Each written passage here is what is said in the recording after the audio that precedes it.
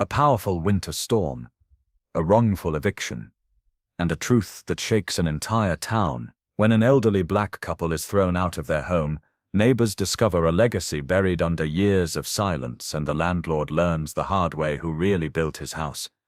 Based on a true emotional journey of injustice, revelation, and redemption, white landlord evicts elderly black couple. Then a storm exposes who they really are. Watch what happens when the storm uncovers the truth. The wind carried a bite that morning, slicing through coats and creeping into bones. Frost clung stubbornly to every surface, turning the sidewalks of Oak Ridge into glassy ribbons. On Maple Street, the kind of street where people nodded from porches and kids rode bikes in lazy summer loops, something felt off. Walter Green stood on his front porch in a flannel shirt too thin for winter, his hands cracked and calloused from decades of masonry, gripped the edge of a worn cardboard box. Behind him, Alma carefully wrapped the last photo frame in an old dish towel, one of the few things they'd kept from their first kitchen. She paused, staring at the black and white picture of them on their wedding day. He was in a crisp navy uniform, she in a knee-length lace dress she'd sewn herself. Both were smiling, glowing, standing in front of the very house they were now being forced to leave. Walter didn't turn around when the car pulled into the driveway, but Alma did, and her heart dropped. Chad Whitmore stepped out, phone in hand, Gucci belt just visible beneath his peacoat. He looked around like someone inspecting a property line, like he already owned the air itself. "Mr. and Mrs. Green," Chad said, his tone stiff with performative politeness. "I assume you got the notice." Walter didn't answer. He simply looked up, his breath visible in the cold. Alma stepped forward, clutching her coat around her. "You're evicting us, in the middle of a storm?" she asked, her voice trembling not from the cold. Chad sighed, scrolling something on his phone. "Look, I know this isn't ideal, but my development team's on a tight schedule. Demo starts next week. It's nothing personal, strictly business. We've lived here for 42 years, Alma said quietly. We raised 2 sons in this house. Walter laid every brick on this porch with his own hands." "That's sweet," Chad replied, not looking up. "But nostalgia doesn't pay the bills. We're renovating the block, bringing in some upscale townhomes. Gentrification, revitalization. You know, progress, progress." Walter repeated, almost spitting the word. Chad glanced at the old truck in the driveway, the paint peeling at the edges, the rust biting into the bumper. "You'll land on your feet. There's a motel on Ridgeview, decent enough, if you don't mind roughing it for a few weeks." Walter took a step forward. "We paid rent on time, every month, fixed that leaky roof last year with our own money when you wouldn't send a guy. Don't talk to me about roughing it, boy." Chad smirked, finally locking eyes. "Your lease went month to month last March. You knew this was coming. Maybe you should have planned better. Maybe you should have been raised better," Walter snapped, voice rising for the first time. There was a pause, a hush that spread out onto the street, where neighbors peeked through curtains or paused shoveling to listen. Chad laughed, pulling up his collar. "Let's not get emotional, Mr. Green. After all, it's just property." Alma stepped forward, then fierce despite her petite frame. "This isn't just property. This is a home. We laid roots here when your family still lived 3 towns over." "Oh, I know exactly where I came from," Chad said coolly. "And I know where I'm going. The question is, do you?" Walter's fists clenched. Alma reached for his arm. The man had survived war, racism, back-breaking labor, and the grief of burying a son. But this moment cut deeper than most. Without another word, Chad turned and walked back to his car, the tires crunching down the icy drive. As his BMW pulled away, a gust of wind lifted snow into the air behind him, like dust trailing a man too careless to realize what he was sweeping away. The neighbors said nothing. A few glanced away in guilt. Others just watched as Walter and Alma carried box after box down the porched steps they had once danced barefoot on during summer nights. By dusk, the house was empty. The furnace had already been shut off per Chad's orders. Walter and Alma sat in the truck, blankets piled around them, thermos of weak coffee between them. Alma reached into her coat and pulled out the photo frame again, smoothing the towel that wrapped it. Walter looked out the windshield, toward the home that was no longer theirs. "Funny," he said quietly. "I helped build half this town. Didn't think I'd be frozen out of it." Alma rested her head on his shoulder. Let them forget, she said softly. We'll remind them who we are. The storm hit harder that night than the forecasts had warned.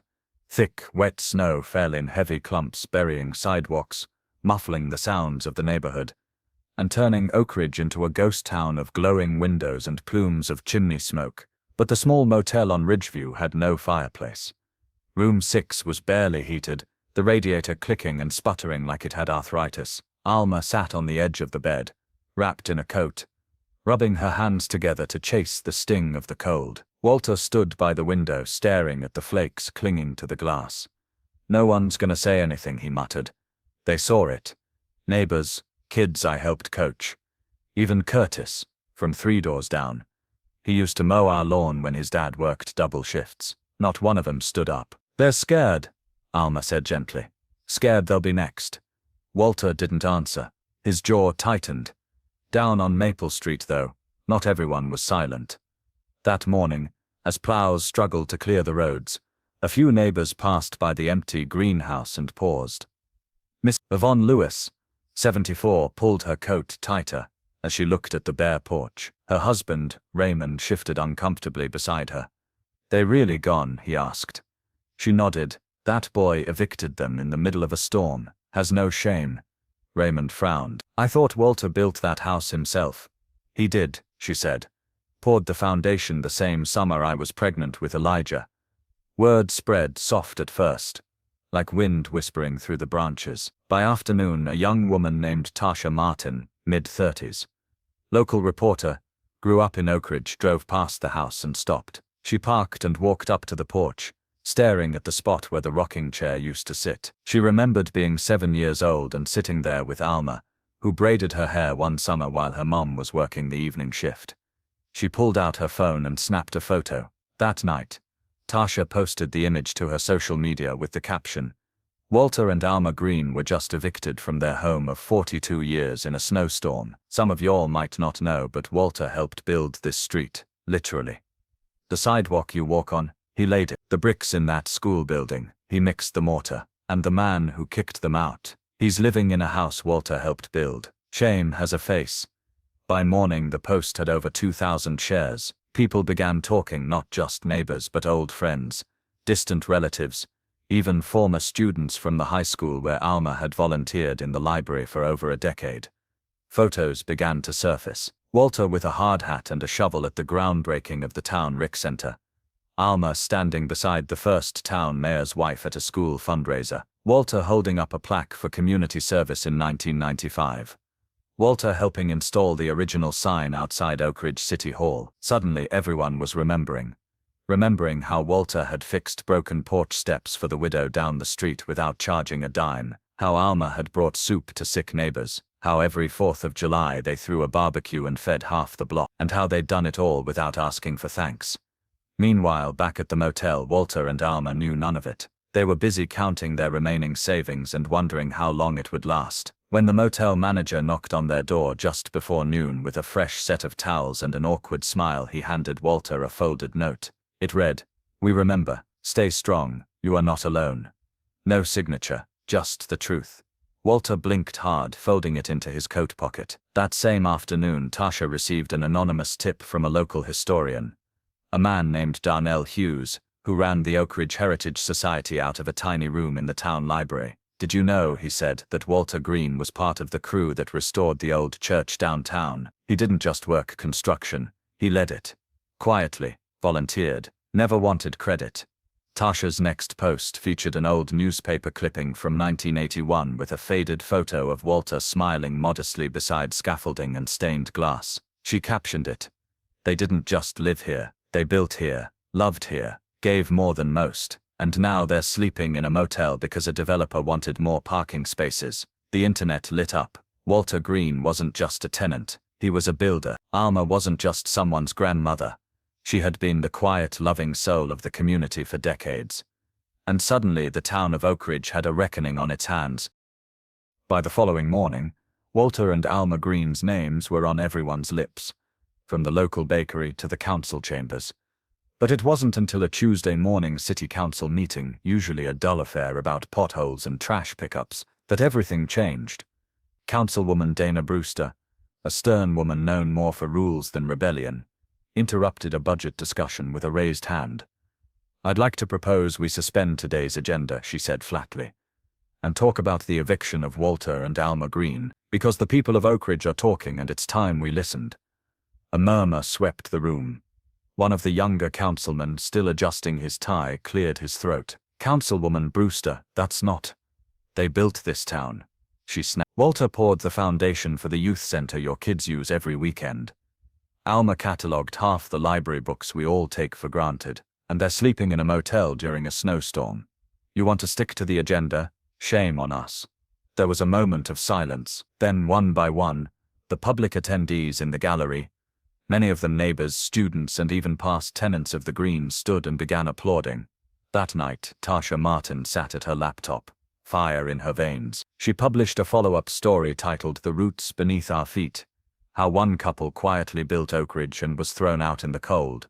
It included interviews with former city workers, high school alumni, retired construction foremen, and even the church pastor. It told of Walter's decades-long work as a mason, laying bricks, repairing storm drains, and teaching apprentices who now owned their own companies. It highlighted Alma's quiet legacy in the school system, her after-school reading program for struggling kids, her homemade lunches for students who didn't have one, and her constant presence at PTA meetings even after their own children had grown. And it ended with a single photo, an old black and white image of Walter and Alma in their 30s, arms around each other, standing in front of a just-finished house.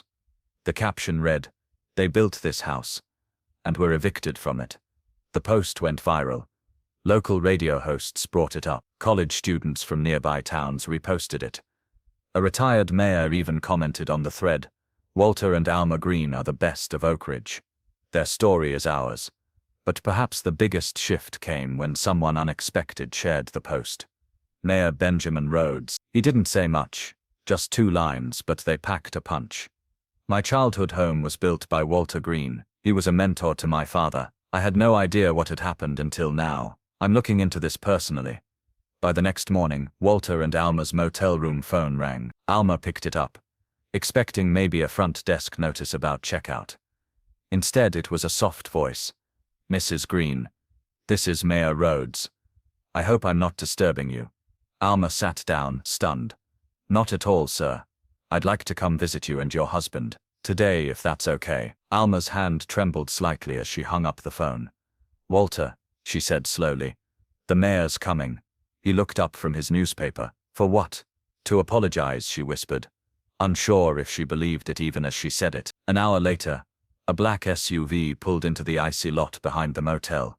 Mayor Rhodes stepped out, not in a suit, but in a parka, boots, and a wool cap. He looked like any man on a winter errand, except for the weight in his eyes. He knocked once. Walter answered. They stared at each other for a long moment. "Mr. Green," the mayor said, offering his hand, "I owe you a house, and a hell of an apology." Walter blinked, his lips parted, but no words came. Inside, they sat at the little table, steam rising from 3 cups of coffee. Rhodes laid his hands flat on the table. "I read everything. The stories, the posts, talked to 6 people from the old crews. My father, he spoke of you like a legend."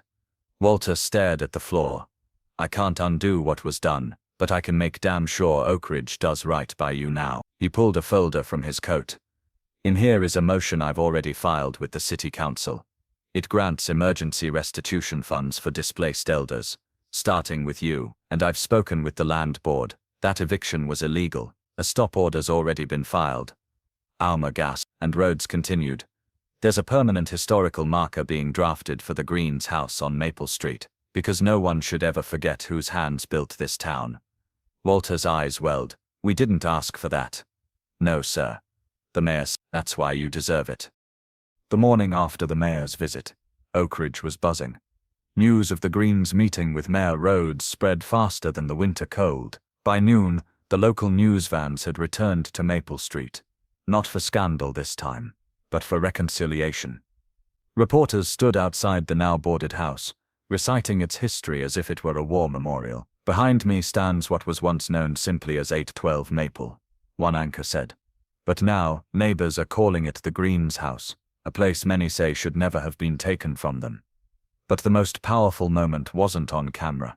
It came that afternoon, when city officials and volunteers began clearing the icy driveway to assess the home's condition. Walter, in his brown coat and thick gloves, stood beside Alma, who gripped his arm for balance. They watched silently as workers moved in and out, some shaking their heads at the disrepair. Then a familiar voice called out, "Mr. Green." Walter turned. A young man in a reflective vest jogged over, holding a faded folder. "I think this is yours." Walter took it and opened the cover. Inside were decades-old hand-drawn blueprints, yellowed with time. His name was neatly scrawled on the title block. Walter Green, Master Mason. His fingers trembled as he turned the pages. Each one was a part of Oak Ridge's foundation. Schools, homes, the original town square, even City Hall. "Where did you find this?" he asked, barely above a whisper. "Attic crawl space," the worker said. It was wrapped in cloth, sealed in a box marked Legacy. Alma pressed her hand to her chest. "You never told me you kept these." Walter gave a small smile. Didn't think anyone would care. Back near the sidewalk, a crowd was forming. Neighbors, former students, old co-workers. They came bearing casseroles, blankets, gift cards, even handmade signs reading "Thank you, Walter and Alma, and we see you now."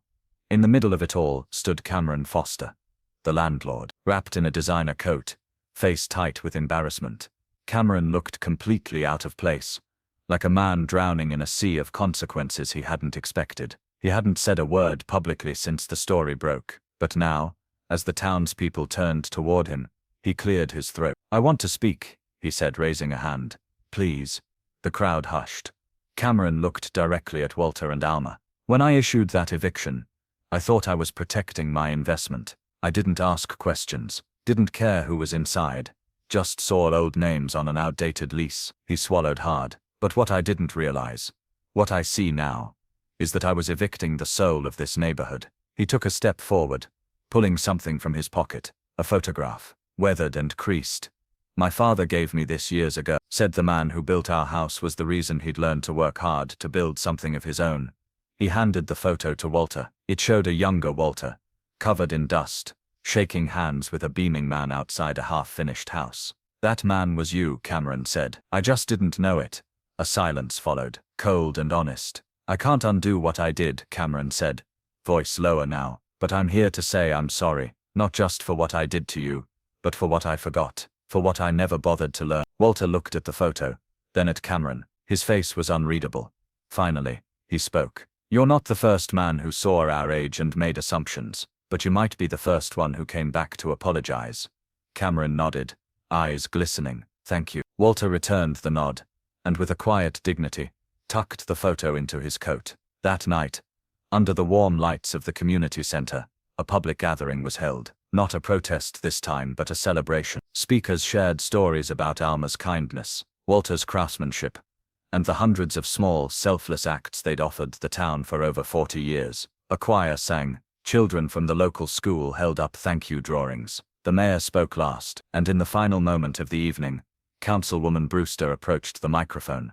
"By unanimous vote," she announced, "Oak Ridge hereby designates March 15th as Walter and Alma Green Day." The applause thundered, echoing through the halls and into the hearts of everyone there. Alma leaned into her husband and whispered, "Can you believe this?" Walter chuckled. "No, but I can finally believe we're home." The snow had mostly melted by the time March 15th rolled around, but the chill in the air clung stubbornly, reminding Oak Ridge of the storm that had nearly buried more than just roads and rooftops. It had almost buried history. Now the town wouldn't let that happen again. A small but determined crew of volunteers gathered in front of 828 Mall Street. The old house, with its sagging porch and cracked shutters, stood like a relic from a forgotten time. But today, it didn't look broken. It looked loved. "All right, y'all, let's get this started," shouted Jonah Ortiz, the local carpenter and longtime admirer of Walter Green. "Let's fix what never should have been broken." Alma watched from the sidewalk, bundled in a borrowed wool coat. She sipped from a thermos of tea as neighbors hauled lumber, stripped moldy sheetrock, and carefully repainted the trim with warm, honey-colored strokes. Walter stood beside her, holding his cane but hardly leaning on it today. His face was calm but his eyes shimmered. Just then, a city van pulled up. Out stepped Mayor Rhodes and Councilwoman Brewster, each holding a clipboard. "We come bearing good news," the mayor grinned, handing Walter a folder. "It's official, your home is being restored under the historic Oak Ridge Homes Protection Act." Walter opened the folder. Inside was a reinstated deed, his and Alma's names right at the top. Below, the city's commitment to preserve and fund restoration for homes deemed historically significant. "Turns out," Councilwoman Brewster said with a wink, "you helped build most of the homes on that list." Walter looked down at his hands, rough and aged, and chuckled. "Guess I never stopped building." A week later, the town hosted a community mural project. Local artists invited children, seniors and families to help paint the long concrete wall near the elementary school. The theme, on one end of the mural was a towering oak tree, its roots stretching wide beneath colorful portraits of elders, craftspeople, and community changemakers. In the center were Walter and Alma, depicted hand in hand standing in front of their freshly restored home. Kiara, a 10-year-old girl with big glasses and paint-streaked cheeks, stood in front of the mural with her mother. "That's Mr. and Mrs. Green," she whispered. "They're the reason we still have this neighborhood." Her mother wiped away a tear. Across the street, Cameron Foster stood alone on the sidewalk. He wasn't in any photos he hadn't asked to be, but he'd shown up every day since the storm, helping with the rebuild, donating anonymously to the fund, even offering free rent to tenants who'd struggled during the winter. Some didn't forgive him, not yet, but he didn't ask for that either. Sometimes growth begins with silence. That Sunday, Walter and Alma stood on their new porch as the sun peeked over the horizon. A fresh coat of paint gleamed, the handrails no longer creaked. The ramp for Alma's knees had been built just last night. Walter looked out over the street, then down at the steps where neighborhood kids had once sat, eating popsicles in the heat of summer. It felt like the world had tilted back into balance. "Do you still miss Atlanta?" Alma asked softly. Walter smiled. "Not anymore." He reached down and turned over a small plaque, freshly installed beside the mailbox. It read, "In honor of Walter and Alma Green, the roots of Oak Ridge." Alma leaned her head on his shoulder. "It's strange how long it took them to see us." Walter looked up at the mural down the block, now finished and sealed in varnish. "Sometimes it takes a storm to show people what was always holding them up." She nodded. "Think they'll remember this time?" He took her hand gently. "They will now." That night, the town gathered one final time, not for protest, not for repair, but for celebration. A jazz trio played in the park. Food trucks lined the streets. A banner stretched above them. "Thank you, Walter and Alma." Teenagers who once rushed past the Greens without a glance now handed them plates of food. Parents introduced their children. A former mayor stopped by to pay his respects. In one quiet corner of the park, Cameron approached Walter again. "I've spent most of my life thinking legacy meant what you leave behind," he said, voice low. "But I think I finally understand it's about what you build while you're still here." Walter nodded, extending his hand. "You still got time to build yours." They shook hands. Later that evening, as the celebration began to wind down and stars stretched across the sky, Alma sat beside her husband on a bench beneath the mural. She squeezed his hand and whispered, "Do you know what I see when I look at that wall?" Walter smiled. "Hope." She shook her head. "No, I see home." And this time he didn't have to say a word, because she was right. They had never left. Oak Ridge just finally came home to them. At the heart of this story are truths we all must face. 1. Don't mistake quiet for weakness. Sometimes those we overlook have built everything we stand on. 2. Legacy matters. The people who shaped our communities deserve honor, not eviction. 3. Respect is not about titles or property. It's about contribution, sacrifice, and character. 4. One act of injustice can reveal decades of buried truth, but when a community listens and unites, healing begins. 5. No one is too small to make a difference. The storm didn't just expose a crime, it revealed a forgotten legacy that now stands taller than ever. Take this with you. Never judge someone's worth by what they own. Judge it by what they've built, given, and carried through the storm. Thanks for watching this far. If you learned something from this story, or found it meaningful to you, please share it with your friends. And don't forget to subscribe so you don't miss any interesting stories.